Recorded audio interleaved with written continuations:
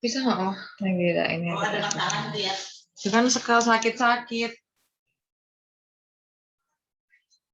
Oke, apa nih? Shanti.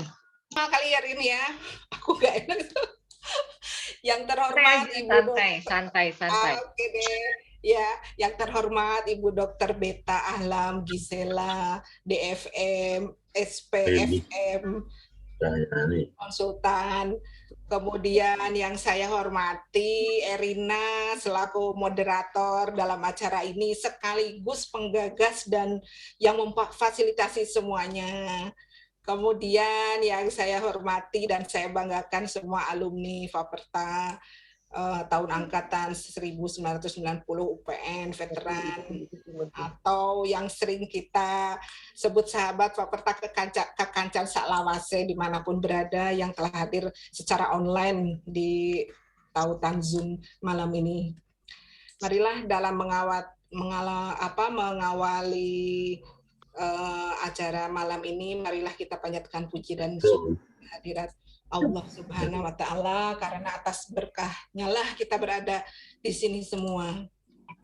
Baiklah teman-teman, acara ngobrol kita malam ini atau diskusi kita malam ini yang bertema masyarakat sadar sehat, cegah mati mendadak akibat serangan jantung. Wah, hebat sekali ini judulnya ini. Terima kasih Erina, ini sungguh judul yang sangat keren sekali. Nah, teman-teman, ini ya saya kenalkan lagi, siapa tahu ya yang lama-lama nggak ketemu, saya Lina Agro sebagai MC malam ini. Ini aku ngenai Erina ini. Jadi, sebetulnya tuh nggak berani nih saya tuh, tapi ya nggak apa-apa lah, Lilis, Anggoro, ya.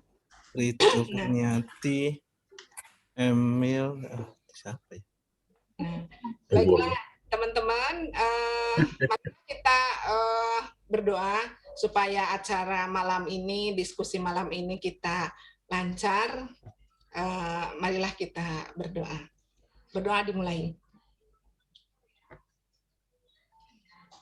Berdoa selesai.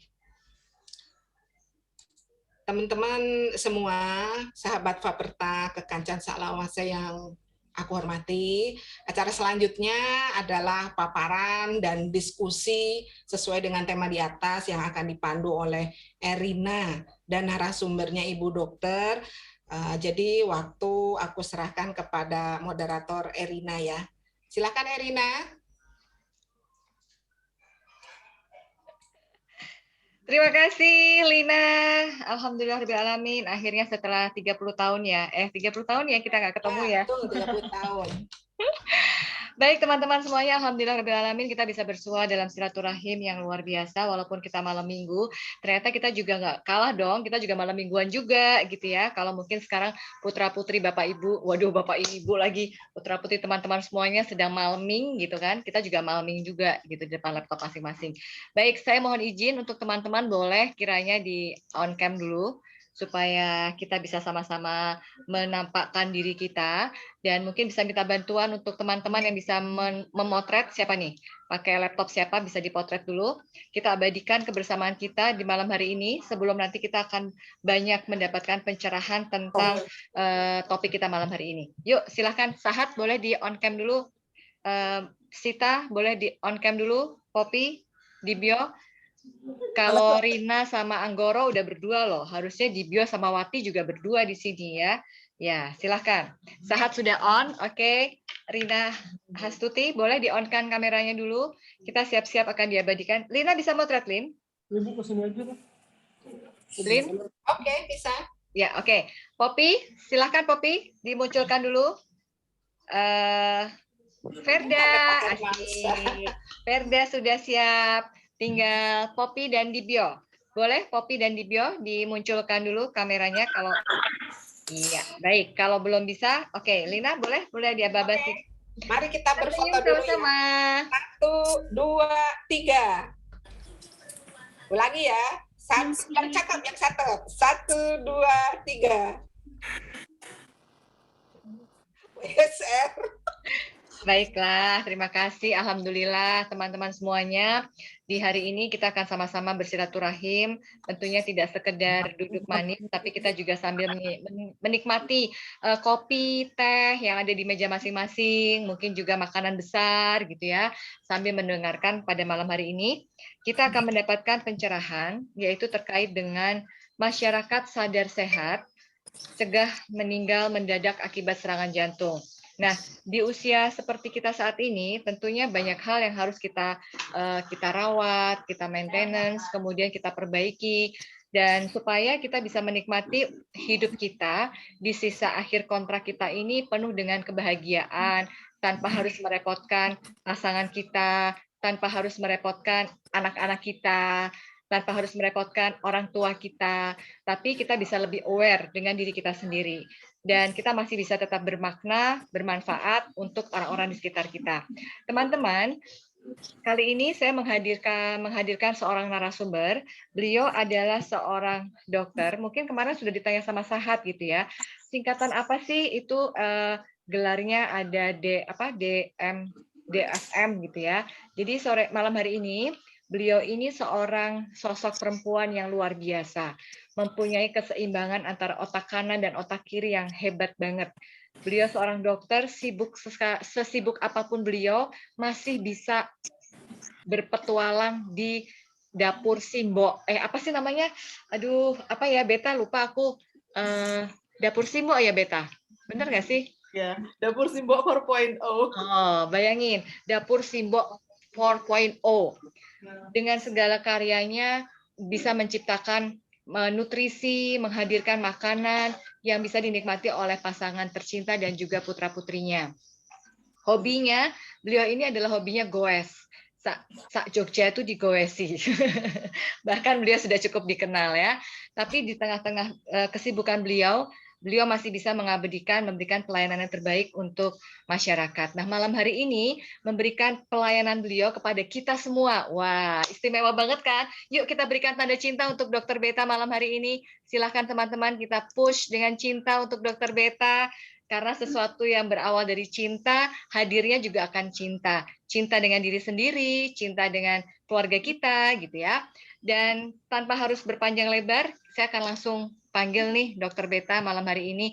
Mungkin ada yang sudah kenal dengan wajah beliau, karena ternyata beliau ini sudah cukup sering hadir di dunia sosial media. Ya, oke, baik. Ada Dr. Beta dan juga Assalamualaikum Dr. Beta. Waalaikumsalam warahmatullahi wabarakatuh. Iya, baik. Dr. Beta ini punya pasukan yang cukup komplit ya. Pasukannya cukup komplit, cukup bisa diajak kerjasama, dan hebat, keren banget. Nah, malam hari ini kita akan bicara tentang, apa namanya dok? Apa namanya tadi? Cegah meninggal mendadak akibat serangan jantung. Ya. Silakan Dr. Beta.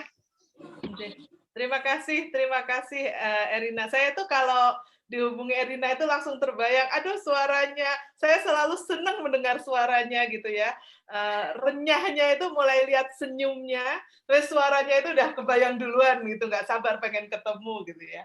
Oke, saya manggilnya apa ya? Masa Bapak Ibu ya? Teman-teman aja ya, oke.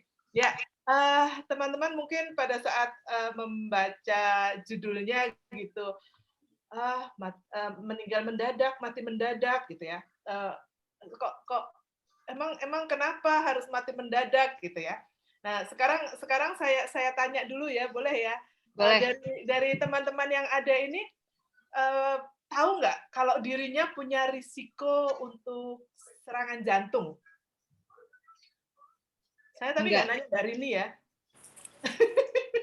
Mbak Rini nggak tanya. Nanti dia tanya suaminya.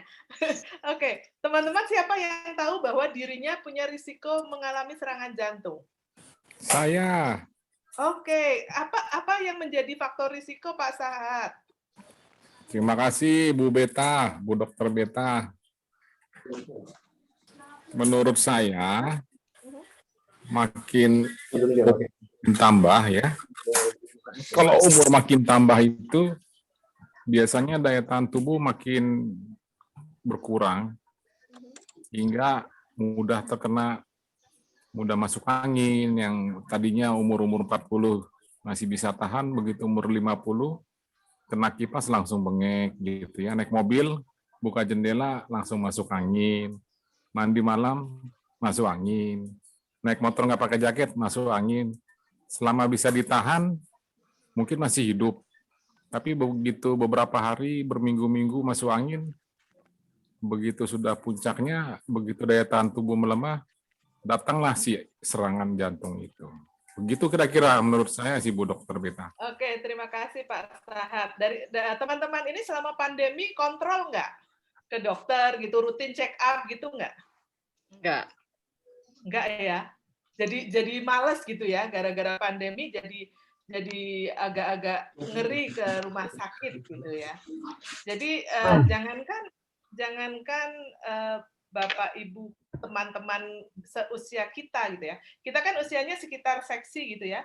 Kalau nggak seket kurang siji ya seket lebih siji gitu ya. Jadi risiko itu selalu ada gitu ya. Jadi sebelum kita nanti ngobrol, saya ingin share video boleh? Silakan. Kami itu hobinya membuat barang-barang nggak jelas gitu ya. Jadi ini salah satunya video, mudah-mudahan tampak. Maaf saya matikan kamera saya biar nggak.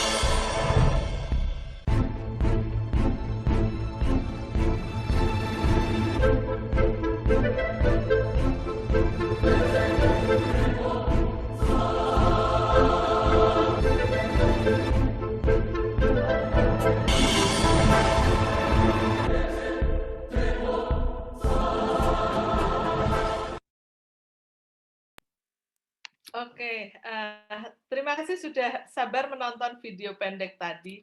Jadi kalau kita lihat di layar terakhir tadi kan Bapak Ibu, teman-teman semuanya kok lupa ya Bapak Ibu. Teman-teman dikasih alamat untuk ada di Play Store namanya aplikasi Satu Jantung 2.0. Itu adalah aplikasi yang kami kembangkan yang didedikasikan untuk teman-teman yang ingin menggunakan, itu free gitu ya. Bisa diunduh di Play Store.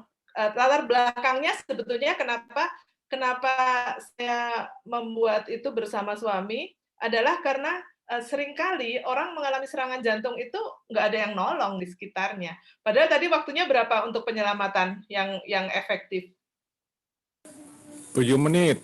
Iya kan? Cuma 7 sampai 10 menit. Itu kan belum bisa, orang baru manggil taksi aja, nggak usah ambulans ya.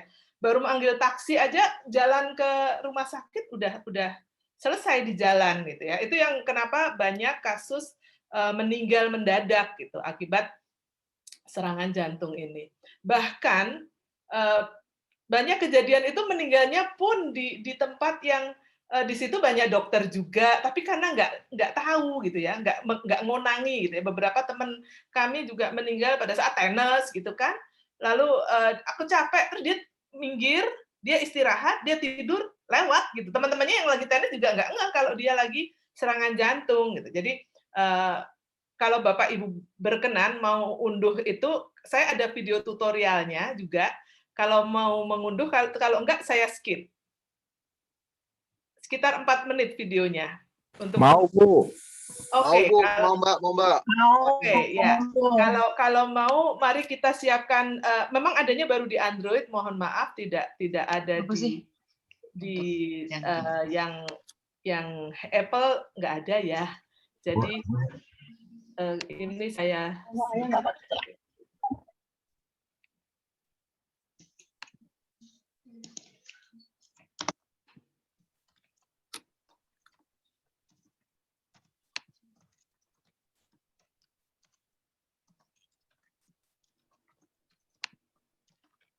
Apakah sudah tampak ya?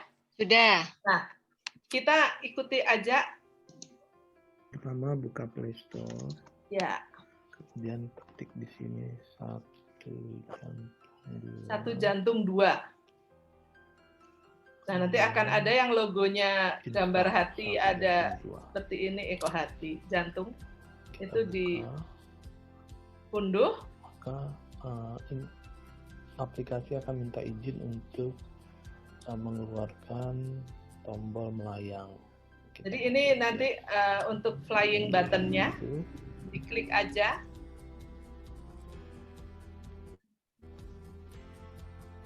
Kita izinkan. Ini harus di allow karena nanti fungsinya bisa mengabarkan di mana Bapak Ibu berada. Nah, ini silahkan diisi mendaftar, diisi namanya sendiri.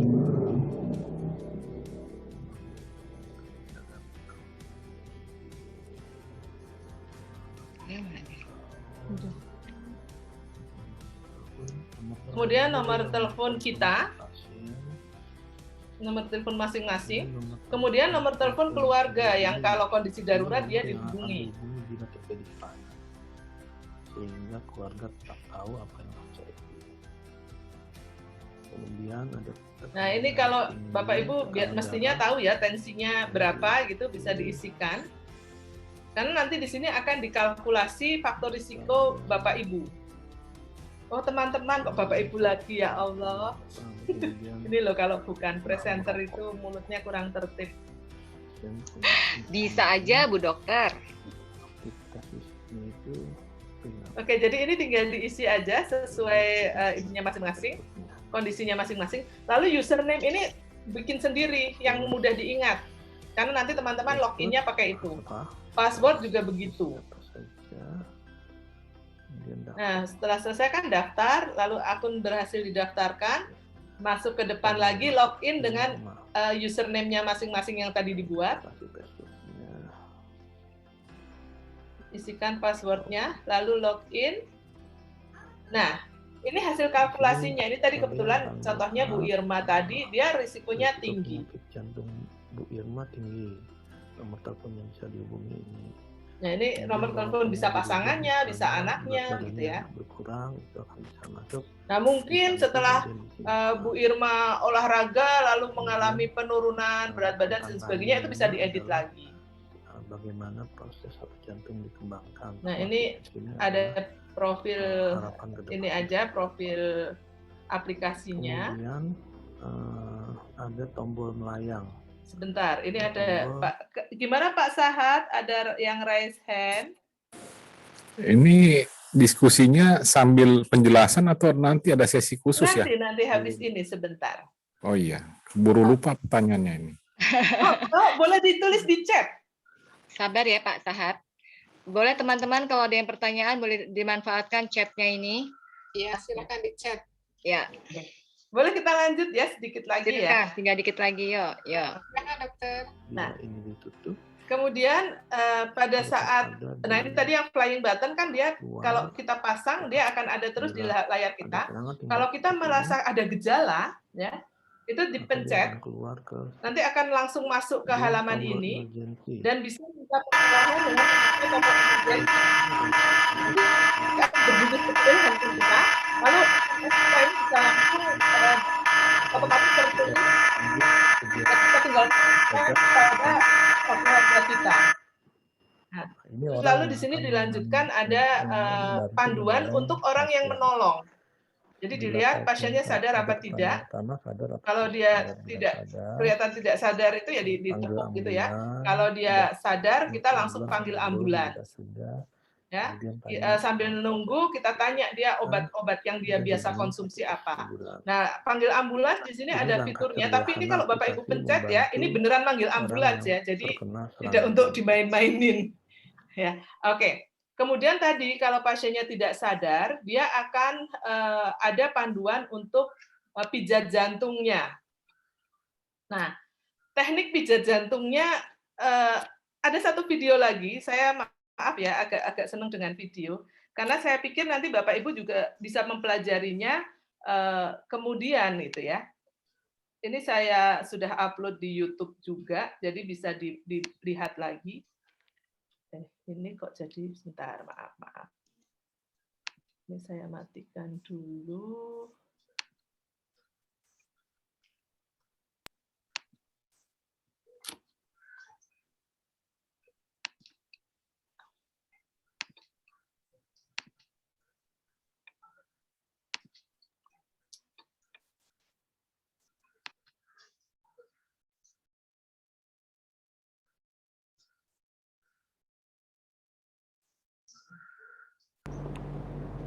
Pak, saya duluan ya.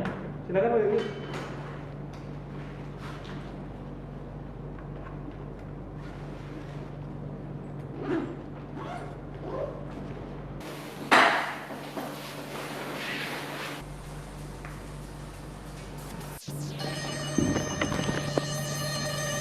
Pak Yogi.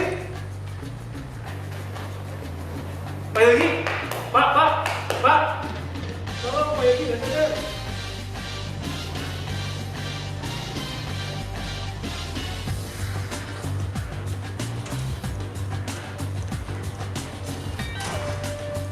Kenapa Pak? Ini Pak Yogi tidak sadar, tolong manggilkan ambulan dan ambil AED. Oh iya, siapa?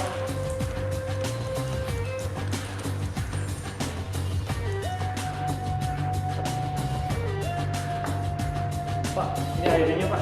Siapkan Pak. Remove clothing from the patient's chest. Open packet and apply pads onto patient's bare skin. Apply pads as shown in the pictures. Open packet and apply pads onto patient's bare skin.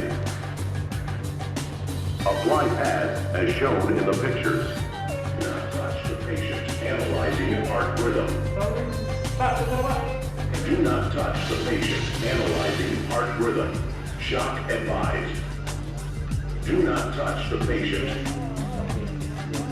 Press the flashing shock button. Shock delivered. Begin CPR.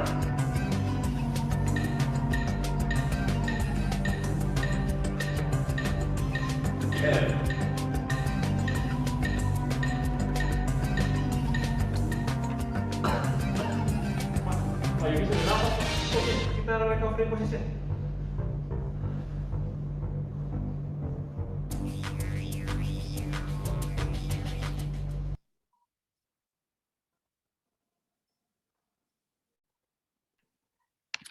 Oke, teman-teman itu tadi video yang memperlihatkan bagaimana kita menolong jika terjadi ini ya serangan jantung pada orang di sekitar kita.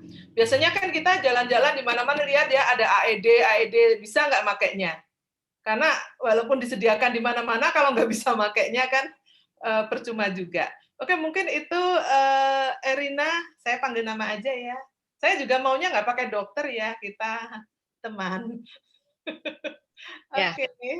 Baik, kita sekarang akan langsung sharing gitu ya. Jadi silakan teman-teman kita bisa manfaatkan untuk bisa mendapatkan pencerahan. Kalau mungkin selama ini kita sering mendengar mitos, katanya begini-begini, katanya. Nah, sekarang kita luruskan. Sambil nanti kita berdialog, sambil nanti Dr. Beta akan menyampaikan, ini loh solusinya seperti ini gitu ya. Baik, ini sudah ada yang raise hand, Sahat, silakan. Ya. Terima kasih Bu Beta sama Erina. Tadi saya sudah kirim pertanyaan di chatting box, sudah terjawab sama video tadi. Oke, baik. Jadi terkait dengan bagaimana cara pijat jantung ya. Ya. Kemudian pertanyaan berikutnya ini dari Rido. Ibu dokter, apakah seseorang dengan penyempitan pembuluh darah jantung dengan RCA 50% dan LAD 70% boleh divaksinasi COVID? Ya. Pak, ini Pak Mas Rido ya. Jadi cewek. Sorry, aduh, bayangan saya Rido Roma gitu kan. Sorry Mbak ya, oke. Mbak Rido, jadi gini, kalau orang yang dengan gangguan jantung itu dia akan diperiksa dulu nanti. Jadi daftar aja nggak masalah, ya. Daftar, nanti akan ada assessment juga gitu. Contohnya saya sudah vaksin dan saya sempat ditunda sampai 3 kali gitu. Enggak apa-apa. Karena vaksinasi akan diberikan pada saat kondisi kita aman. Oke, baik. Silakan teman-teman kalau ada pertanyaan lagi. Baik, Rin, mungkin boleh bertanya, Rin? boleh, silakan Aswin. Assalamualaikum, Bu Dokter. Waalaikumsalam. Terima kasih waktunya, Bu. Saya dari Medan ini, Bu. Kebetulan dalam perjalanan, jadi gambarnya agak gelap. Pertanyaan saya ada 2, Bu. Ini terkait dengan saya sendiri dan juga nanti dengan orang yang di luar saya. Pertama, tensi darah saya nggak pernah turun dari 160, Bu. Sampai dengan sekarang rata-rata 160 ke 180. Tapi saya tidak merasakan sakit apapun, tidak merasakan gejala apapun di badan saya nih. Apakah ini dinyatakan sehat atau tidak? Itu yang kedua. Untuk resusitasi pijat jantung itu berapa lama interval diberikan, Bu? Apakah ketukan 7 setiap 7 kali berhenti atau misalnya seperti itu, atau terus menerus, Bu, untuk membantu resusitasi? Itu pertanyaan saya, Bu. Terima kasih, Bu Dokter. Assalamualaikum. Waalaikumsalam warahmatullahi wabarakatuh. Aswin, hati-hati ya. Oke, ini dari jauh loh. Berkendara. Jauh loh dari Medan. Ya, yang pertama tadi ya saya langsung jawab. Yang pertama tadi kan tensinya tinggi. Pertanyaan saya, minum obat rutin nggak, Mas Aswin? Saya kebetulan karena sejak SMA seperti ini dan saya tidak merasakan sesuatu yang lain dalam badan saya, maka saya tidak ke dokter. Sehingga saya pikir ini wajar-wajar saja, saya pikir, Bu. Tapi setiap donor darah ditolak sama PMI. Ya. Jadi itu bukan wajar, cuman tidak ada efek samping. Jadi bukan tidak bergejala, tapi efek sampingnya tidak dirasakan. Justru kondisi yang seperti itu yang mengkhawatirkan stroke. Jadi yang dikhawatirkan justru stroke gitu ya. Jadi pada saat sudah ada gejala, itu artinya sudah ada kerusakan di organ. Kalau kita ada gangguan di pembuluh darah, itu kan nanti yang rusak itu organ-organ yang harusnya menerima aliran darah. Nah, kalau kena ke otak, ya dia akan terjadi stroke. Kalau ke saraf-saraf tepi di jari-jari, kaki, tangan, gitu ya, itu akan ada kesemutan begitu. Kalau sampai dia total tertutup, ya, kalau tertutup total, maka kalau itu pembuluh darah jantung, ya jantungnya berhenti. Kalau itu pembuluh darah di kaki misalnya, nanti kakinya tiba-tiba jadi hitam gitu ya, mati jaringannya, lalu ya terpaksa harus diamputasi kalau yang begitu. Jadi intinya sih sebetulnya ya tetap tensi segitu tidak normal, itu terlalu tinggi dan berisiko untuk komplikasi. Cuman komplikasinya cepat atau lambat itu juga memang berbeda-beda. Orang yang dengan diabetes akan lebih cepat lagi. itu mengenai tensinya. Jadi saran saya sih minum obat rutin. Jadi saya pun minum obat rutin untuk hipertensi yang baru-baru aja. Dulu zaman SMA itu saya selalu hipotensi, ya. Baru setelah agak bermutu gitu ya, umurnya nambah gitu, bermuka tua gitu, itu lalu kok ya tensinya ikut naik. Tapi memang harus telaten. Dan exercise, olahraga rutin itu sangat membantu untuk mengendalikan juga, Mas Aswin. Kemudian tadi ya, mengenai berapa lama orang memberikan pijat jantung itu sebetulnya kan ketukannya kalau denyut jantung normal itu kan 60 sampai 80. Sebetulnya kan mengejar itu. Cuman tenaganya, makanya tadi panggil orang supaya bisa gantian. Karena kalau sendiri itu yang ngos-ngosan bener. Nah, berhentinya kapan? Berhenti pada saat akan dipasang AED tadi, kejut jantungnya tadi. Ya, jadi kalau pas dikejut itu jangan dipegang, nanti kitanya yang ikut terkejut gitu kan? Karena itu tujuannya untuk si pasiennya. Setelah selesai kejut jantung dipijat lagi. Mungkin itu Mas Aswin terjawabkah? Terima kasih banyak, Bu. Terima kasih. Oke, sama-sama. Sakit dada sebelah mana? Ini Erina ada pertanyaan nih di. Ya, boleh lanjut ya. Jadi pertanyaannya tentang kalau sakit dada sebelah mana yang mengindikasikan kalau itu adalah penyakit jantung. Oke. Sakit dada, jadi di dada, saya memamerkan dada saya sedikit, nggak apa-apa ya. Jadi di dada kiri cenderung ke tengah gitu ya. Lalu dia akan nyerinya itu dia bisa menjalar sampai ke ini tangannya saya kemana ini? Nah gini. Jadi di bagian dalam sampai ke arah kelingking, ya. Jadi ini nyerinya menjalar ke sini dari dada sampai dia juga bisa menjalar ke leher, begini. Itu nyerinya seperti tertindih beban berat gitu ya. Jadi bukan senut-senut gitu, enggak. Ya, sensasinya itu bukan senut-senut yang berdenyut enggak, tapi kayak diremas terus kayak tertimpa cukup berat gitu, beban yang cukup berat. Sehingga nyerinya sifatnya seperti itu. Dan waktunya kan tadi kalau kita lihat di video, nanti saya beri link, yang itu belum berlisensi, jadi saya belum upload ke YouTube. Durasinya kan sekitar 15 menit atau lebih untuk serangan jantung. Jadi kalau cuma nyeri sebentar, itu bukan serangan jantung. Jadi dia 15 menit lamanya ya, 15 menit atau lebih. Mungkin itu yang apakah terjawab Mbak Linawati? Iya, Bu Dokter, ini terjawab. Itu kadang-kadang saya tuh ya itu suka sakit tapi terus hilang gitu loh. Makanya kalau yang serangan jantung tuh saya takut itu sebelah mana gitu loh. Kadang-kadang nyerinya tuh di tengah, kadang-kadang pindah lagi ke sini gitu loh. Itu bukan ya kalau itu atau bukan. Jadi kan karena badan kita juga ada otot juga gitu ya. Otot kita juga sering nyeri gitu ya. Apalagi bertambah usia, yang perempuan juga premenopause itu kadang gejalanya juga nyeri-nyeri agak-agak lebay gitu, tapi nggak apa-apa, nikmatin aja gitu ya.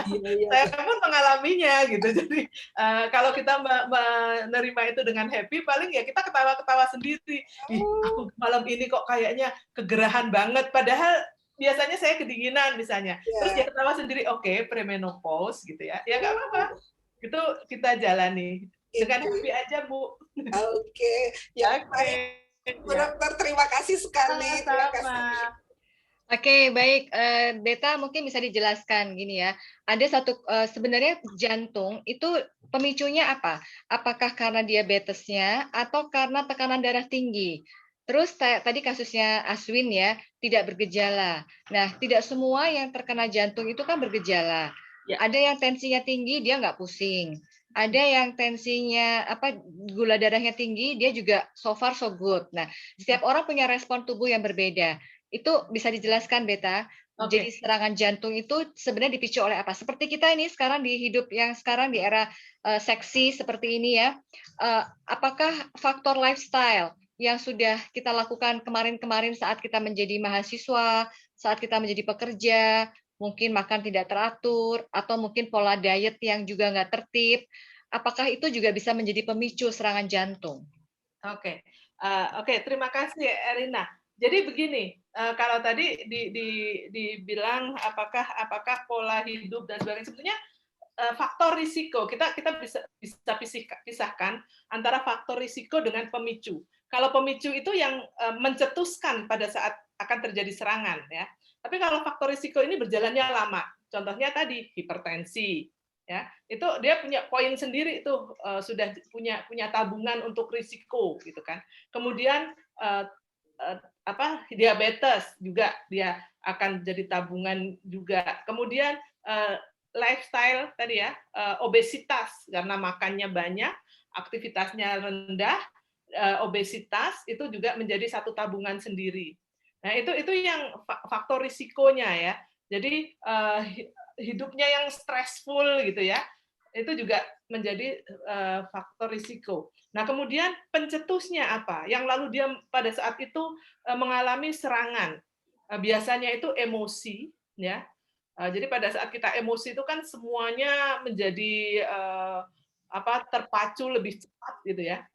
Jadi emosi itu akan sangat berpengaruh atau ya ada perubahan mendadak, aktivitas berat ya. Jadi yang biasanya nggak pernah olahraga tiba-tiba main sepak bola.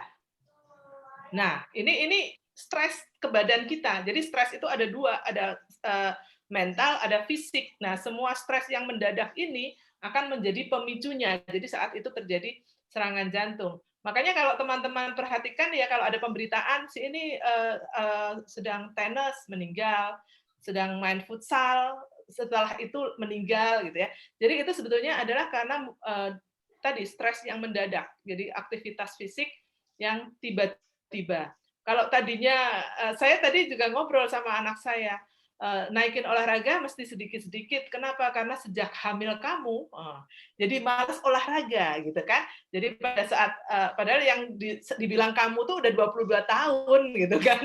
Jadi itu kan berarti saya sempat vakum lama gitu. Makanya harus menaikkannya lagi pun pelan-pelan, nggak boleh mendadak. Mungkin itu Erina. Ya, baik. Kita kembali ke pertanyaan teman-teman di chat box ya. Pertanyaan pertama terkait dengan general check up. Seberapa penting kita harus general check up? Kemudian ada dari Verda, hasil MCU ya. Saya bulan Januari 2021 dari treadmill disarankan untuk MSCT coronary of coronary angiography. Tetapi saya belum siap, malah jadi takut. Padahal selama ini tidak ada keluhan. Bisa dijelaskan? Ya, oke.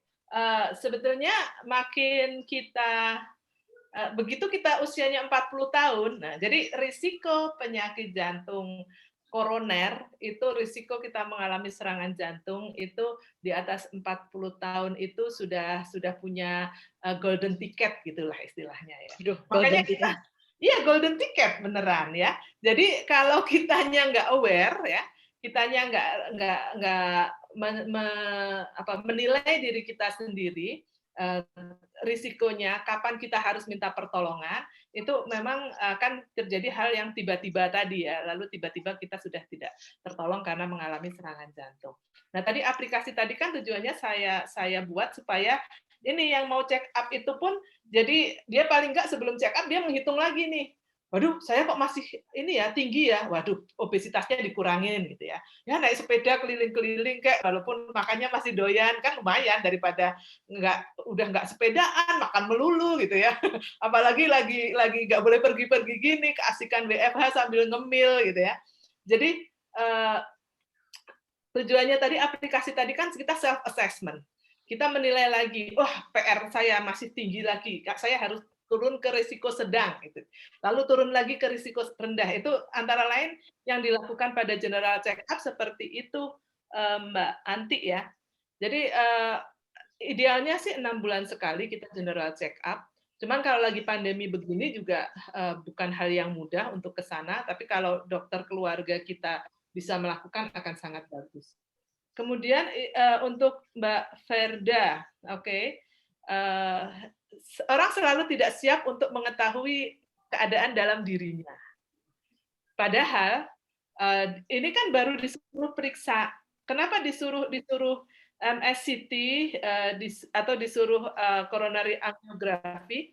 Karena diduga ada penyempitan.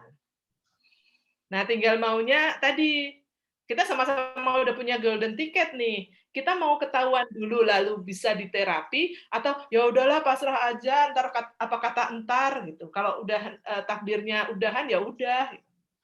Jadi seperti itu Mbak Ferda. Iya, Dokter Beta, makasih. Dok, tapi mau tanya ya Dok, sedikit ya Dok. Bukan efek karena saya jarang olahraga, jadi begitu treadmill, jadi hasilnya seperti itu gitu loh Dok. Mungkin hanya karena itu gitu saya pikir gitu loh Dok. Jadi bukan karena yang ada terganggunya ada sumbatan atau pembuluh darah. Ini hanya karena olahraga. Saya agak meyakini seperti itu, benar nggak tuh Dok? Jadi nggak perlu MSCT gitu Dok. Gini loh, kalau hanya olahraga, yang ada denyut jantungnya naik iya, tetapi gelombang elektroniknya nggak boleh berubah. Nah itu kan kalau disarankan MSCT ataupun coronary angiography, itu karena dari EKG-nya itu ada yang sandi rumputnya itu loh. Itu di rumputnya itu ada gelombang yang berubah gitu. Iya. Oke, tentu Dokter. Lihat doang kok gitu ya. Kan cuma dilihat itu. Jadi deg-degan nih Bu Dokter. Kenapa? Jadi deg-degan informasinya. Sama. Jadi saya kan tidak sedang menakut-nakuti. Saya sedang mengajak kita semua untuk aware gitu kan. Iya Dok, benar. Golden ticket sahat. Iya, betul. Saya punya pengalaman buruk ya dengan serangan jantung ya. Saya mungkin boleh cerita. Ayah saya itu meninggal belum genap usia 35 tahun dalam kondisi tidur. Dan itu adalah satu-satu. Maaf Beta, ada yang nyala videonya? Kenapa? Ada yang nyala kah videonya? Video apakah? Oh, video Halo, saya? Iya. Oke, sebentar. Videonya nyala, Beta. Oke, sebentar. Ya, videonya masuk ini. Suaranya. Oke, masih ada suaranya. Rin, masih bisa nanya, Rin? Masih ada suaranya nih. Oh, boleh sebentar. Ini masih sebentar. Beta, masih ada suaranya dari mana ya? Apa ada teman-teman yang nyalain video? Nggak ada. Nggak ada, bersih kok. Kok ada suara ya? Dengar suara nggak? Wah, ini tanda-tanda nih Rina mungkin. Suaramu, Rin. Coba dipegang dulu, ada gejolak. Padahal bukan malam Jumat loh. Malam Minggu soalnya ini ada gejolak dengan suaranya. Nggak ada suara apa-apa. Udah. Oh, nggak ada suara apa-apa ya? Oke. Nggak ada Dok. Saya sudah tutup semua file yang dari laptopku. Sorry dari laptopku. Oke ya, nggak apa-apa. Itu tandanya kita seket seksi. Oke. Baik, teman-teman. Jadi boleh kita tanya segala sesuatu, bukan menambah kita semakin takut, tetapi semakin aware, supaya kita tidak menyesal, supaya kita juga bisa lebih membangun kondisi sehat gitu ya. Jadi misalnya kalau ada saran seperti tadi Ferda, Sahat ya, kita bisa segera mungkin apa yang harus kita lakukan. Ini ada beberapa pertanyaan, boleh ya, Beta? Ya. Suaminya dari Kusuma ini ada riwayat diabetes, darah tinggi. Kadang Erina. Ya. Ini dari atas dulu kayaknya ada yang kelewatan deh, dari Lilis. Dok, bagi penderita asam lambung itu atas nanti biar nggak kelewat. Iya. Ke bawah. Terima kasih. Terima kasih. Tentang penderita asam lambung, apa resiko terserang penyakit jantung lebih besar? Sama satu, ini pertanyaannya sama juga dari saya, terkait dengan anakku, itu pernah nyeri di dada. Udah deg-degan aja, jangan-jangan karena jantung. Tapi pas ke dokter, ternyata GERD. Sebenarnya bedanya nyeri di dada antara di asam lambung, GERD sama jantung tuh apa? Mungkin sama dengan Lilis pertanyaannya. Ya, oke. Jadi karena lokasinya kan jantung itu, dia jantung di sini, lalu di belakangnya itu ada saluran makanan ya. ya. Jadi memang dia superimpose gitu, depan belakang, kerongkongan. Kalau kita di medis dibilang esophagus, benar, kerongkongan gitu ya. Nah ini yang lalu ke lambung. Lambung sendiri sama jantung posisinya begini. Ini jantung, ini lambung. Terus lalu di sini sekatnya ini ada diafragma, sekat dada dan perut. Nah, maka pada saat dia mengalami gangguan, nyerinya itu dekat, lokasi nyerinya dekat, tetapi sifat nyerinya beda. Jadi kalau yang GERD sama lambung tadi, nyerinya itu berdenyut ya, rasanya panas, ya, nyerinya itu nyeri, panas dan kayak apa? Kayak rasa penuh gitu ya. Ada rasa penuh di perut, nyerinya cenderung tajam, jadi ngilu, gimana ya, nyeri tajam itu, jadi kalau serangan jantung itu kan kayak ditindih gitu ya, nyeri banget ditindih, dan nyerinya itu sangat, yang membuat dia tidak mampu, susah bergerak gitu, itu serangan jantung. Ya, tapi kalau nyerinya akibat lambung itu karena asam lambungnya tinggi, ada luka, itu lebih ke sensasinya panas, nyeri panas, gitu ya. Itu yang membedakan. Kalau lokasinya memang agak-agak mirip di dekat-dekat ulu hati, gitu ya. Cuman kalau GERD dia tidak menyebar ke leher maupun ke lengan, bagian dalam itu enggak. Lambung dan GERD itu kan satu persarafan. Dia tidak menyebar ke sana. Mungkin itu, Erina. Ya. Oke, kita ke chat lagi. Pertanyaan selanjutnya terkait dengan suami ada riwayat diabetes, darah tinggi, kadang suka nyeri dada kiri, sesak nafas sampai minum Voltaren untuk kurangi sakitnya. Apakah ini tanda penyakit jantung? Oke. Tadi ya, nyeri seperti tertindih, berat, kayak diremas gitu, sakit sekali, dan lamanya 15 menit atau lebih. Kalau memang seperti itu ya itu termasuk gejalanya. Tapi yang jangan juga, yang sering orang salah adalah sebetulnya nyeri serangan jantung, justru dia sangka mah, dia sangka masuk angin, lalu kerokan. Sebetulnya yang salah bukan kerokannya, tetapi serangan jantung dikerokin, telat tadi, dari 7 sampai 10 menit tadi. Gitu ya. Jadi tergantung ininya Mbak Kusuma ya. Jadi tergantung gejalanya tadi berapa lama dan sifatnya seperti apa. Sepertinya Erina lagi ada yang bertamu ya ini ya. Sudah. Jadi biasa, anak bungsu butuh mbok. Oke. Boleh langsung dilanjut aja ya Erina ya. Langsung aja Beta, ya. Kayaknya yang bawahnya ini sama deh, riwayat darah tinggi, kadang dada kiri nyeri, sengkring-sengkring. Nah, itu sengkring-sengkring itu enggak. Kalau sengkring-sengkring itu kan nyerinya hilang timbul ya, Mbak Hani ya. Enggak, kalau hilang timbul itu justru lebih banyak di otot, di jaringan dinding dadanya. Jika remik jantung ritme kali ya.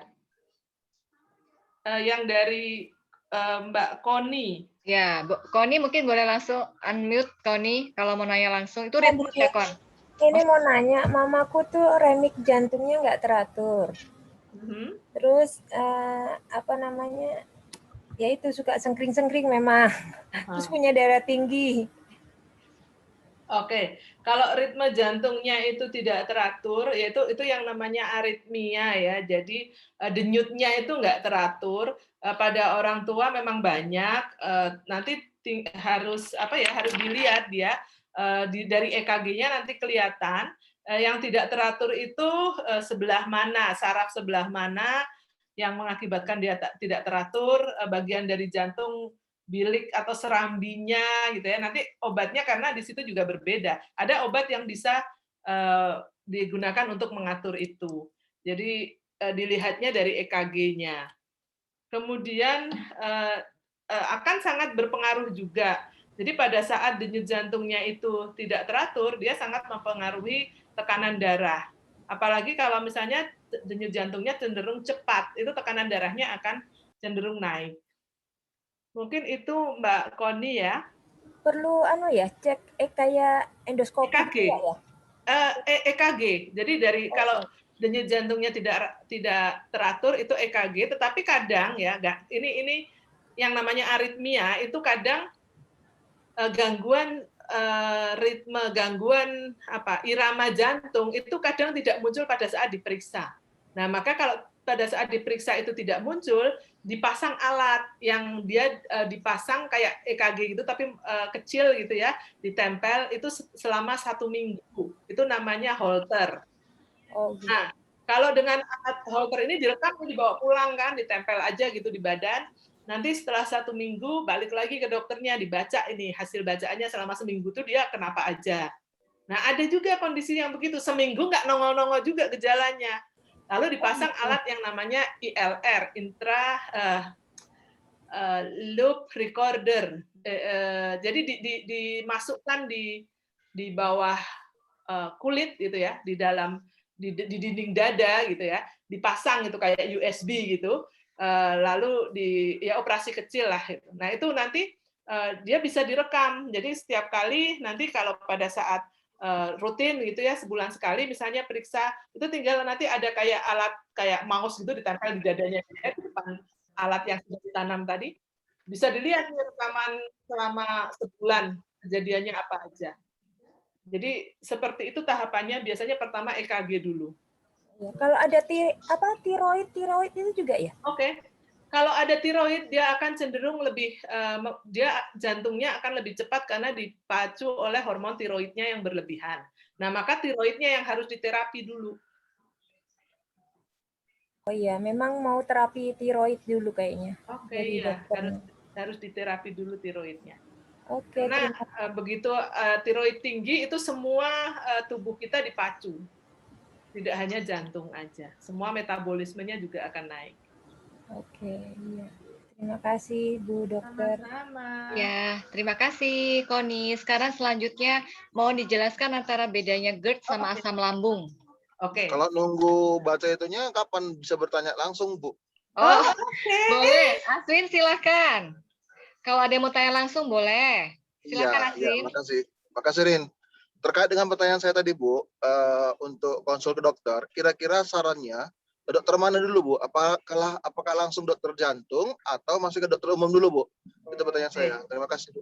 Oke, jadi begini, kalau Bang Aswin ini mau pakai BPJS, mesti ke dokter umum dulu, dokter keluarga atau di PPK 1.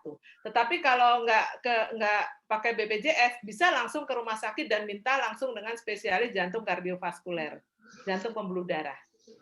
Khawatirnya kan, Bu, kalau langsung dokter jantung tiba-tiba katanya operasi, paling tidak pasang ring, gitu loh, Bu. Ya enggak lah, kalau nggak ada indikasi ya nggak bakal dipasang. Ringnya di sini aja ya, di tangan. Oke. Ya, terima kasih, Bu. Oke, jangan khawatir. Oke, kemudian mungkin ini GERD dan asam lambung ya. GERD itu kan pada saat asam lambung itu balik gitu ya. Harusnya kan asam lambung tadi dari lambung ke usus. Nah ini tuh kayak orang gregean gitu loh. Justru naik ke saluran yang lebih atas sehingga nyerinya di dada. Oke. Selanjutnya. Lisan apa chat lagi? Ada yang mau nanya lagi langsung? Kalau enggak saya bacakan dulu ya. Ini ada Johanna. Mohon penjelasan korelasinya antara kolesterol tinggi dengan sakit jantung. Oke. Kolesterol tinggi itu kan dia bakal kayak gini. Ada pipa, ya. Terus di dalamnya itu ada kerak-kerak gitu ya. Ada lumut-lumut. Nah, kolesterol tinggi ini akan membuat lumut itu makin cepat numbuh. Sampai akhirnya pipanya nanti penuh. Jadi pembuluh darahnya itu akan lebih cepat penuh dan tersumbat oleh plak yang dibentuk oleh kolesterol tadi.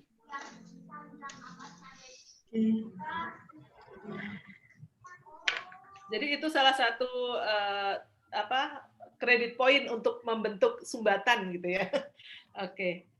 Itu karena faktor apa? Karena faktor makanan atau karena faktor apa tuh, Beb? Kolesterol. Ya, kolesterol tinggi makanan dan aktivitas ya. Jadi kan sebetulnya pada saat kita itu makannya cukup, walaupun kita makan yang berlemak pun, kalau itu habis kita pakai, dia nggak akan ditimbun.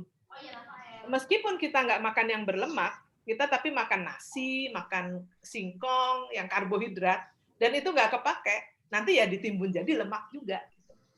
Jadi intinya kita harus olahraga. Ya, iya. Kalau nggak, masuk nggak makan ya? Dokter Beta, kolesterol tinggi itu seberapa sih indikasinya, Dok? Maaf. Ya. Sorry, Dok. Kolesterol tingginya tuh seberapa sih kalau untuk usia 50-an ini?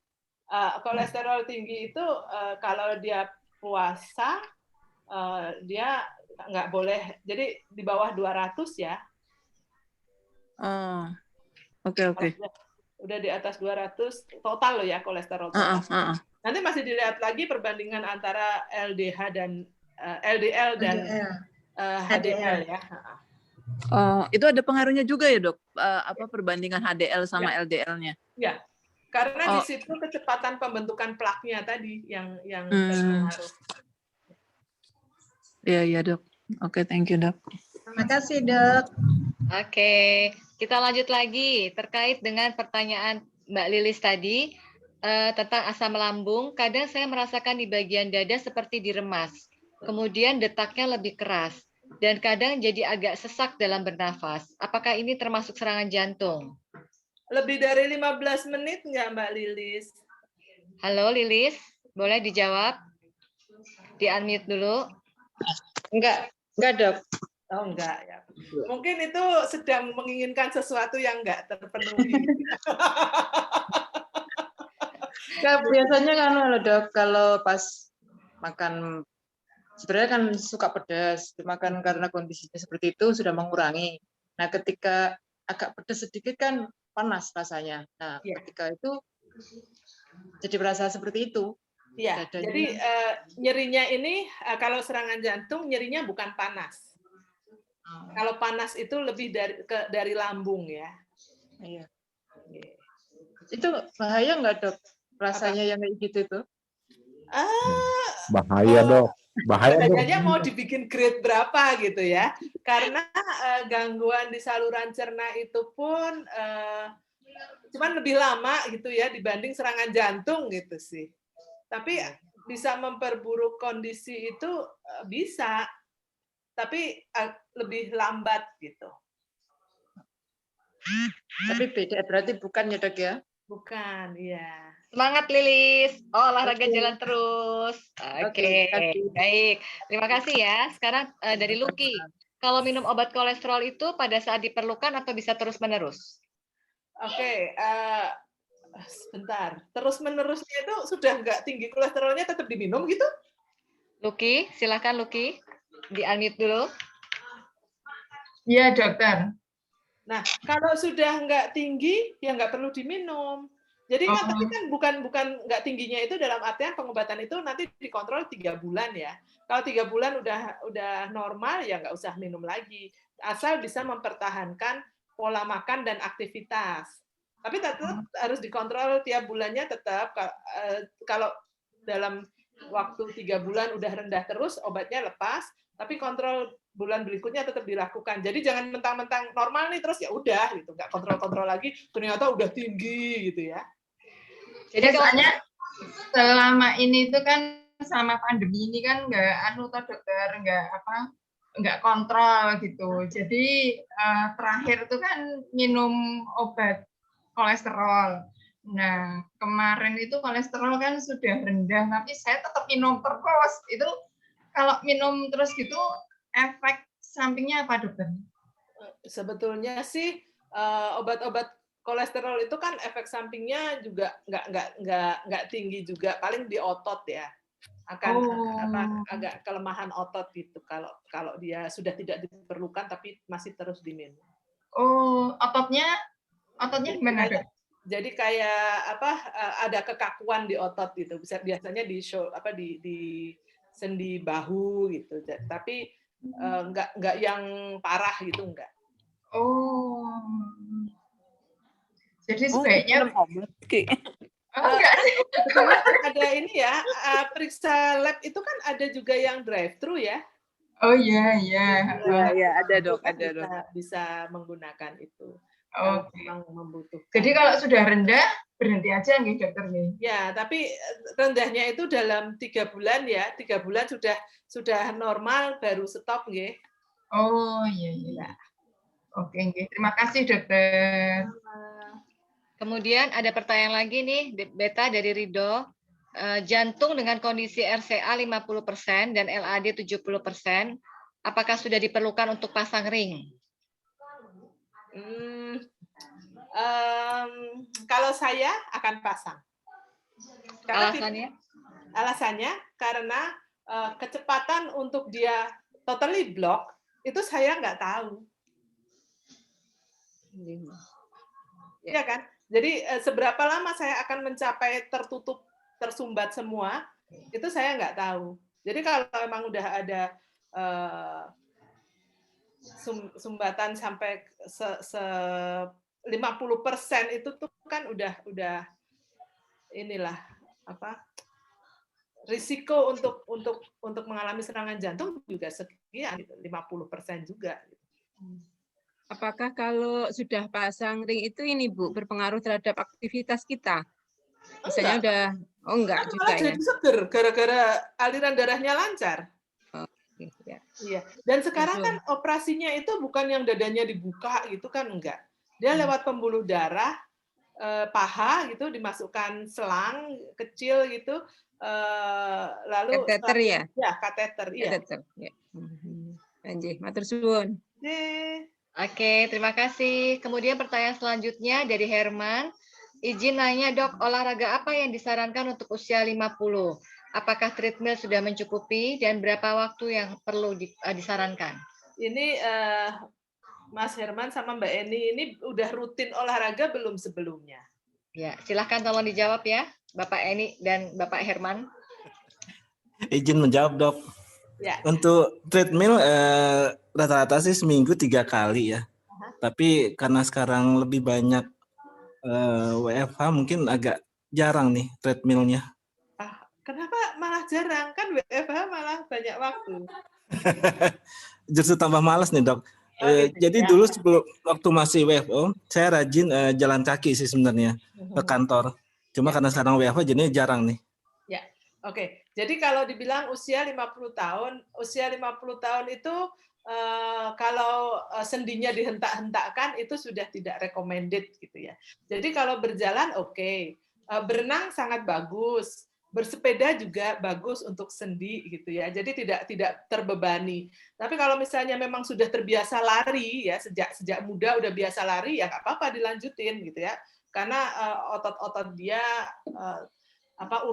urat-uratnya, sendinya itu sudah terlatih gitu. Tapi kalau tiba-tiba sekarang di usia yang seksi itu baru lari, nah itu risiko cedera tinggi. Kira-kira begitu. Dan tadi kalau sebetulnya kan kalau tadi Pak Herman biasanya dulu jalan kaki ke kantor, ya sekarang jalan kaki di treadmill dulu sejauh biasanya jalan ke kantor, terus baru kerja duduk gitu ya. Gitu ya. Itu emang malas, itu emang segala sesuatu yang buat kita jadi berantakan ya Herman ya, bener gak sih? Mager gitu ya. Kok ya. Oke, baik. Terima kasih. Kemudian Beta, ini kita sudah sampai pada taraf sudah mulai aware nih ya. Ada gejala apa kita sudah harus paham. Tetapi bukan berarti gejala yang muncul itu adalah semuanya adalah ke jantung gitu kan. Nah, mungkin ada langkah-langkah dari Beta ya, buat pencerahan kita semua. Apa yang harus kita lakukan nih? Harus kita rawat, harus kita perbaiki gitu kan. Seperti apa? Apa mungkin kita harus diet atau mungkin kita harus olahraga seminggu 3 kali atau gimana? Oke. Ya, intinya kombinasi antara mengatur pola makan, mengatur olahraga, mengatur stres. Diucapkannya gampang, gitu ya. Tetapi dilakukannya yang sulit. Jadi sebetulnya teman-teman bisa ngitung aja nih berat badan kita, itu browsing kan gampang ya. Berapa kita masuk mana? Kita masuk obese, masuk overweight, masuk idealkah gitu ya. Jadi itu lihat lagi. Nah, kalau untuk bapak-bapak, ingat lingkar perut ya, lingkar perut. Itu jadi patokan yang lebih besar gitu ya dibandingkan berat badan, karena bapak-bapak itu beratnya bisa tinggi karena ototnya yang gede, atau beratnya tinggi karena perutnya yang gede. Nah, pada saat perutnya yang gede, maka risiko serangan jantung menjadi tinggi. Jadi yang dikatakan central obesity gitu ya. Nah, itu jadi central obesity itu menjadi salah satu risiko untuk, berarti lemak kita itu di dalam tubuh itu, di dalam pembuluh darah pun ya banyak kayak yang bentuk perut kita itu loh gitu loh. Jadi nyumpel-nyumpel di mana-mana itu risiko stroke, risiko serangan jantung akan tinggi. Nah, untuk makan ya, ngitung makannya itu kira-kira seperti itu. Kemudian kalau pengen nurunin berat badan gimana? Ya dibikin tekor. Karbohidrat itu jahat banget loh untuk usia kita. Nah, gimana kalau kita itu apa-apa udah capek, kok suruh makan karbohidrat banyak? Akhirnya cuma ditimbun. Jadi karbohidratnya sangat dikurangi. Silakan sayur banyak-banyak, tapi sayurnya juga jangan gudeg gitu ya. Gudeg tuh manis gitu ya. Sayurnya ya lalapan atau yang direbus-rebus yang nggak pakai bumbu manis-manisnya gitu ya. Kemudian buah, oke, sepanjang buahnya jangan terlalu manis juga. Buah kalau pisang, terus melon yang manis itu gulanya juga tinggi, jadi nggak boleh banyak juga. Kemudian olahraga 3 kali seminggu 30 menit, tetapi ini juga tergantung. Kalau mau menurunkan berat badan itu kurang, ya lari treadmill gitu ya, lari ringan, bersepeda itu kurang kalau untuk menurunkan berat badan 3 kali seminggu. 30 menit itu kurang. Tetapi kalau misalnya olahraganya itu yang ritmik ya, atau plank, nah itu cukup banyak membuang energi ya. Itu lebih banyak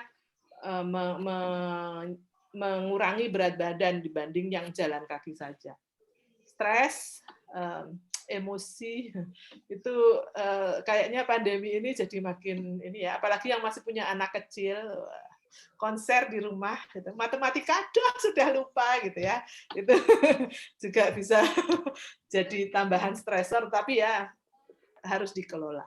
Mungkin itu, Erina. Ya, baik, terima kasih banyak. Jadi itu ya yang harus kita perbaiki di usia kepala 5 ini yang sudah seksi, supaya kita juga bisa tetap sehat dan juga beraktivitas. Dan kemudian ini ada mitos-mitos nih, Beta, mungkin bisa diluruskan. Katanya kalau tangannya keringat dingin, basah, apakah itu gejala penyakit jantung? Terus yang kedua, apakah betul kalau keluarga kita sebagian besar terkena jantung, itu juga menyebabkan keturunan juga kena jantung? Bisa diluruskan? Ya. Kalau saya yang kedua dulu ya, yang kedua betul, ya, yang kedua betul. Karena beberapa penyakit jantung, sebagian besar penyakit jantung itu cenderung familial. Misalnya seperti gangguan irama jantung tadi ya, aritmia itu ada kecenderungan familial. Kemudian untuk jantung koroner, sebetulnya dia tidak terkait keluarga sih, tapi pola makan, pola aktivitas, ini kan dalam satu keluarga tuh ya kopas lah gitu ya, kira-kira. Jadi otomatis akan kecenderungan untuk kolesterolnya tinggi juga, diabetes. Nah, karena diabetesnya mungkin dari herediter, dari keturunan, dia juga cenderung jadi diabetes. Maka faktor risikonya ini menjadi koleksinya hampir sama, muncullah juga sama penyakit jantung dan pembuluh darah. Nah, kemudian ada juga hipertensi yang memang hipertensi esensial ya. Jadi yang nggak ada sebab apa-apa, dia nggak ada kolesterol tinggi, nggak ada masalah jantung, tiba-tiba hipertensi aja. Itu juga cenderung familial. Ya. Jadi kalau yang mengenai apakah itu kalau dalam satu keluarga menderita itu cenderung iya, betul. Tapi kalau keringat dingin, nah itu bukan tanda khas, tidak dikatakan sebagai tanda sakit jantung ya. Lebih ke nervous itu malah lebih banyak gitu. Karena juga orang nervous kan rasanya dada berdebar-debar gitu ya. Nah, apalagi kalau yang punya anak remaja malam minggu kok nggak diapeli gitu terus berdebar-debar. Diapeli ya berdebar-debar. Terus kapan nggak berdebar-debarnya gitu ya? Oke, baik. Senang sekali. Ini ada satu pertanyaan lagi. Kalau leher bagian belakang nyeri atau kaku? Terus apa cuma masuk angin atau bagaimana? leher atau kaku itu biasanya terkait dengan tensi yang naik biasanya ya. Jadi bukan dengan sakit jantungnya, tapi biasanya kalau orang tensinya naik itu salah satu gejalanya adalah leher bagian belakang itu terasa kaku. Oke, teman-teman, senang sekali rasanya kita mendapatkan pencerahan. Apakah masih ada yang ingin ditanyakan lagi? Untuk Saya. Silahkan, Sahat. Terima kasih, Erina. Bu Beta mau tanya lagi dong. Boleh. Ini ada beberapa informasi yang saya belum pernah baca dan belum pernah dapat dari teman-teman lain yang saya catat. Jadi menurut saya bagus. Nah, saya ada pertanyaan gini, Dok. 2 minggu lalu teman saya itu pulang dari naik motor, sampai rumah itu mengeluh dadanya sakit. Kemudian dia sampai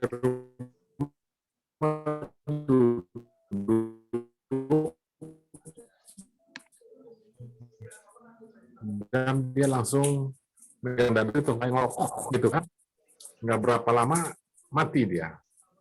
Nah, pertanyaan saya, Dok, apabila kita melihat kondisi itu, sebenarnya yang kita lakukan apakah pijat jantung tadi atau langsung menghubungi pihak rumah sakit, Dok? Oke. Kalau memang gejalanya tadi kan gejalanya confirm dia mengalami serangan jantung, dua-duanya Pak Sahat yang dilakukan. Jadi kita panggil ambulans, sambil nunggu ambulans kita pijat jantung. Jadi dalam kondisi dia rebahan gitu, nggak apa-apa kita pijat, tekan-tekan itu. Dia sadar nggak? Dia sadar nggak? Ngorok, Dok. Ngorok. Jadi kalau kondisi dia tidak sadar, gini, ngorok itu bukan tidak sadar. Kalau ngorok itu lebih ke gejala stroke. Maaf, kayaknya sinyal saya kurang bagus kah? Betulkah? Ya, coba lagi sekali lagi. Kedengeran, Bu Beta. Kedengeran. Oke. Saya matikan video. Apakah Oh, delay. Suaranya delay, Beta. Suaranya delay. Ya. Oke, sebentar. Saya masuk pakai handphone ya. Ya, silahkan. Nanti aku admit. Inilah dinamika kita kalau ketemu secara virtual, tetapi ada hikmahnya ya. Pandemi ini bisa mendekatkan kita dan kita bisa saling sharing. Insya Allah nanti kita akan rutin sebulan sekali dengan topik mungkin yang lebih ke pencerahan gitu ya. Bisa jadi masalah psikologi, bisa jadi masalah menopause, bisa jadi masalah hubungan suami istri, atau mungkin bisa jadi masalah hubungan anak dengan orang tua gitu ya teman-teman. Terima kasih juga untuk supportnya. Mudah-mudahan nanti bulan depan kita bisa adain lagi. Oke, Beta silahkan sudah masuk. Ya. Halo. Iya, Beta. Ya. Oke. Ini saya malah yang di handphone saya malah keluar lagi. Jadi oke. Mudah-mudahan suara saya sudah terdengar ya. Oke. Saya Oke. Ya. Jadi tadi Pak Sahat, kalau dia mengorok itu bukan gejala serangan jantung, tapi itu stroke. Oh, tapi mati dia, Dok. Nah iya, walaupun stroke ya bisa mati, Pak. Memang dua penyebab tertinggi untuk meninggal mendadak itu adalah serangan jantung dan stroke. Nah kalau stroke itu memang pertolongannya adalah membawa ke rumah sakit secepatnya gitu, karena memang kita tidak bisa melakukan pertolongan di situ, jadi hanya membawa dia segera ke rumah sakit. Bisanya hanya diberi oksigen saja. Jadi kalau serangan jantung itu dia tidak sadar dan tidak mengorok, jadi dia silent, diam gitu, karena jantungnya dia yang berhenti. Dia hanya mengeluh, dadanya sakit, kemudian dia tidur rebahan, mengorok dia mendengkur gitu. Oke. Itu berarti dia masih sadar. Dia harus segera dibawa ke rumah sakit yang seperti itu. Jadi nggak boleh kita tekan-tekan jantungnya, Dok, sambil nunggu datang ambulans. Kalau dia masih mengorok, berarti dia kan masih sadar, itu tidak dipijat jantung. Tapi langsung dievakuasi ke rumah sakit. Oke. Terima kasih Bu Beta. Oke, sama-sama Pak Sahat. Baik, terima kasih banyak, Sahat. Tadi Aswin ada yang mau ditanyakan? Di luar dari ini, Rin, untuk Oh, yang akan datang, judulnya ada lebih bagus usulan yang poin terakhir tadi yang kamu sebut itu tadi apa tadi itu yang terakhir tadi, karena kita banyak buta masalah itu. hubungan suami istri. Apa enggak? Apa? Kan kita banyak buta masalah menopause kuwi piye toh gitu. Menopause. Oke, baik, siap. Bulan depan kita bicarakan tentang menopause ya. Oke, thank you. Thank you. Baik. Oke, teman-teman, ada yang mau disampaikan lagi? Sebelum kita bungkus untuk hal-hal yang perlu kita catat dan kita lakukan. Mungkin bukan hanya sekedar dicatat, tetapi kita harus bisa laksanakan step by step secara konsisten. Agar umur kita, di sisa kontrak kita ini, kita masih bisa bertahan, dan kita tidak merepotkan siapapun. Dan kita semua tetap waspada, gitu ya. Ada lagi yang mau ditanyakan, teman-teman? Satu lagi dong, Erina. Oke, satu lagi dari Sahat. Mayora. Oh, pakai Mayora ya? Gini, iya, Bu Beta, saya punya teman ini instruktur pelatih tentara ya. Dia bilang begini, kalau kita olahraga seminggu hanya 1 kali, percuma.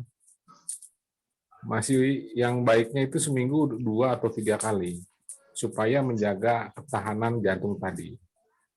Jadi kalau hanya seminggu sekali, mendingan nggak usah lah, nggak ada gunanya. Karena pembuluh darah itu kalau seminggu hanya sekali dilatih, dia tidak ada gunanya yang berfaedah gitu. Gimana Dok pendapat Bu Beta? Seminggu sekali lebih bagus daripada tidak sama sekali, tetapi tidak cukup efektif. Oh, oke. Ya, terima kasih Bu Beta. Oke, sama-sama. Baik, teman-teman, terima kasih. Nah, sebelum kita kembali ke rumah kita masing-masing, Dokter Beta, tolong dong dibantu poin-poin yang paling penting yang harus kita waspadai. Oke. Saya boleh kasih post-test nggak, Erina? Oh, boleh. Ada hadiahnya. Boleh. Ujian dong, gitu ya. Tadi silahkan. Mau pakai pretest tapi nggak usah deh gitu ya. Mudah-mudahan yang kita bicarakan ini ada yang nyentel dikit gitu ya. Ya, yuk teman-teman. Oke, teman-teman kita buktikan kalau kita masih seksi. Oke, lanjut. Yes. Oke, jadi ini ada nomor WA, itu silahkan mengirimkan WA ke sana SJ Pos gitu. Ketik ke situ. Nanti akan ada 5 pertanyaan, cuma 5 kok. 0819 0432 4967. Nanti sekaligus materi bisa diambil dari sana nanti.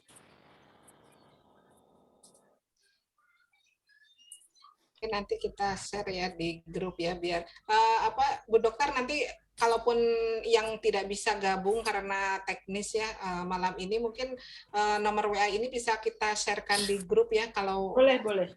Oke, baik, terima kasih.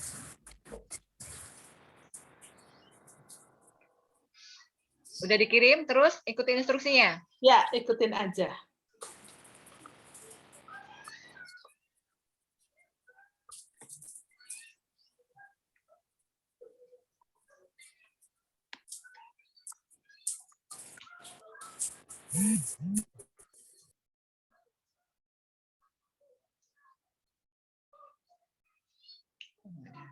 Kok aku nggak ada WA-nya ya?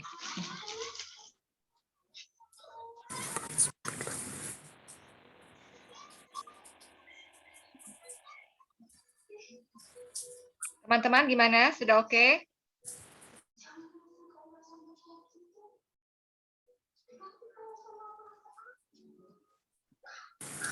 Ini baru 3 yang masuk. Ini aku lagi nyari nomornya.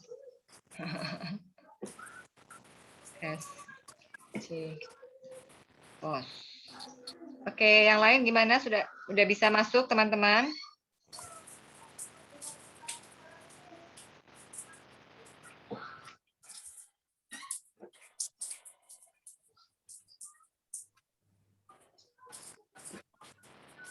Oke.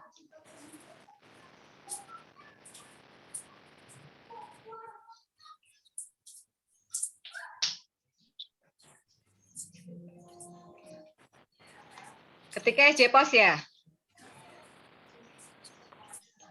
Ya, Bet. Ketiknya SJ Pos ya, jangan halo. Oh. Mesinnya nggak kenal kalau halo. Oh, ini. Bulan. SJ Pos. Gitu Jawabnya aja. cuma huruf aja ya? Pada kelompok Kenapa? usia manakah seorang merasakan serangan jantung? Oke. Nanti tinggal itu A, B, C, ketik hurufnya aja. Ya, udah nih. Terus abis itu Ikutin aja. ikutin aja. Oke, teman-teman. Akan ada 5 pertanyaan. Apakah tindakan yang harus dilakukan masyarakat saat menemukan orang mengalami serangan jantung? Melakukan pijat jantung. Nyontek boleh ya? Tukang Boleh nyontek. contekan. Nomor 3. Kapan rentang waktu terbaik untuk menyelamatkan pasien serangan jantung? Nenggon juga.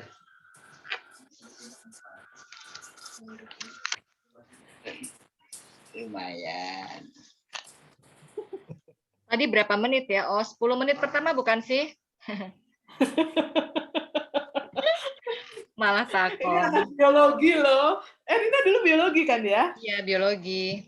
Begitulah. Biologi nyasar ke radio.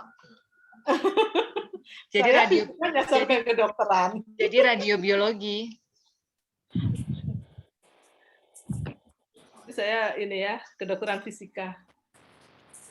Oke, aku kurang satu lagi. Teman-teman gimana? Lancar? Lancar. Oke, sip.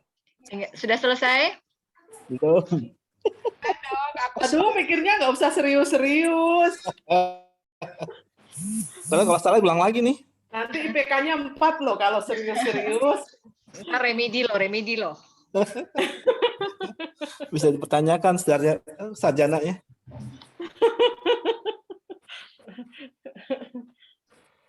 Ada sertifikatnya? Nggak bisa masuk, Erina.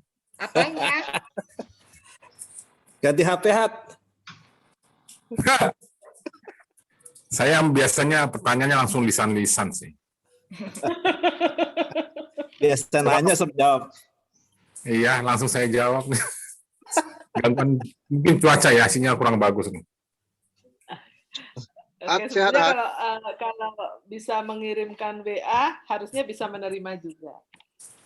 Saya terima WA jawabannya, ini Bu Beta, maaf perintah tidak terdaftar gitu. Ya karena halo paling. Harus SJ Pos nulisnya. Begitu jawab ya tidaknya, perintah tidak terdaftar nih. Iya, aku juga tidak terdaftar. Oh iya, Tapi kalau jawabnya T, diulang lagi jawaban pertanyaannya. Oh, oke, yang closingnya ya berarti nggak apa-apa. Iya. Nanti, oke. Nah, untuk materi Bapak Ibu teman-teman semua bisa untuk WA ini bisa klik SJ Info, ya itu untuk materi. Atau kalau enggak nanti ada di YouTube juga. Nanti boleh saya share YouTube-nya ke. Oh, saya udah share ke Erina deh kayaknya. Oh iya. Oke. Ya. Jadi untuk materinya bisa diambil di sini juga. Aku udah ketik SJ Info. Tapi itu untuk materi. Suruh ngetik lagi SJPR. PRE. Oke, nanti aku ambil aja dari tempatmu ya, Bet. Oke ya. Baiklah. Oke, mungkin itu yang bisa saya sampaikan, Erina, untuk ya intinya kita makin inilah supaya kita makin aware dan kita tahu setidaknya apa yang harus dilakukan untuk menolong pada saat ada kejadian yang darurat di sekitar kita. Terima kasih sekali untuk kesempatannya. Mudah-mudahan ada manfaatnya. Monggo silakan, ini boleh di-share dengan bebas kemana aja. Oke, Beta, luar biasa. Kita kasih tanda cinta lagi dong buat Dokter Beta malam hari ini dan juga buat kita semua yang hadir di ruang virtual Zoom.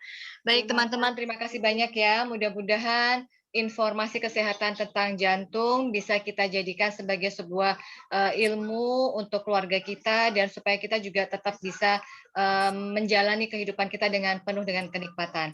Oke, kita kembalikan kepada Lina sebagai MC. Oke, terima kasih Ibu Dokter Erina, juga teman-teman yang lain. Alhamdulillah ya, kita sudah ada di penghujung acara. Semoga diskusi dan paparan dari Bu Dokter itu sangat-sangat bermanfaat dan sangat cocok dengan usia kita. Saya jadi terkesan ada golden apa tadi ya? Golden ticket ya. Tiket ya. Aduh, saya itu jadi terngiang-ngiang terus ya. Insya Allah lah. Semoga ya dengan acara ini kita habis diskusi ini kan teman-teman kita akan merefleksi diri ya. Berarti kan ya semoga kita semua sehat selalu. Bu Dokter, terima kasih sekali. Semoga mendapat balasan dari Allah ya atas kebaikan dan perkenan dokter sudah mencerahkan yang betul CBC, BC. Jadi salah satu. Juga untuk Erina yang sudah memfasilitasi semuanya, juga kepada teman-teman dari Sabang sampai Merauke yang sudah hadir pada malam hari ini. Terima kasih. Insya Allah acara ini jika dirasa bermanfaat bagi kita semua akan kita rutinkan untuk bulan depan. Untuk tema bisa kita diskusikan di dalam grup. Begitu teman-teman. Terima kasih sekali. Salam sehat semuanya. Wassalamualaikum warahmatullahi wabarakatuh. Waalaikumsalam warahmatullahi wabarakatuh. Sebelumnya kita foto dulu, tahan dulu, jangan pergi dulu. Foto dulu. Yuk, yang belum foto silakan. Ada Neti. Silakan di on cam dulu. On cam dulu ya. Cam. Oke, 1, 2, 3. Oke. Erina sekarang yang ambil tik. Erin. Aku nggak bisa laptopnya. Aku bisa cuma gaya. Oke deh, kita sekali lagi ya. Oke. Coba sambil lambaikan tangannya coba. 1, 2, 3. Oke deh, terima kasih semuanya. Oke, terima kasih. Terima kasih banyak ya Beta ya. Terima kasih semuanya, Bu Dokter, Erina, Lina, Terima kasih semuanya. bisa ngobrol Terima bareng. kasih, Dok. Terima kasih, Dok. Sampai jumpa lagi. Terima kasih. Pamit ya. Sehat. Sehat. Izin live. Assalamualaikum. Anak, Terima kasih. Swati, Divyo, Sehat, apa kabar di Balikpapan? Woi, aman. Aku kelihatan gimana? Sehat, aku Kurus di apa gimana? Balikpapan loh, di BDI. Siapa di? Kayaknya dekat Siapa? sama kamu. Sehat itu rambut. Siapa di Balikpapan? Aku dulu, aku. Koni. Oh, Tony di Balikpapan. Sekarang di mana? Sekarang di Jakarta. 8 tahun aku di sana, nggak tahu lah kamu ada di situ.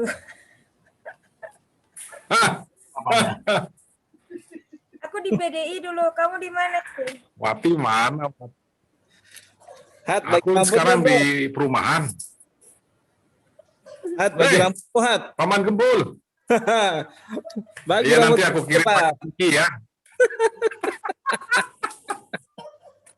Erin. Nanti aku ini dulu, chat dulu. Oke. Ya. Udah ya. Mari Ya. kita tidur, istirahat. Kasih. Besok bangun lagi. Kasih Erina. Kasih Jangan lupa semuanya. olahraga. Ya, Jangan lupa selamat bahagia. Ya, Assalamualaikum. Assalamualaikum semuanya.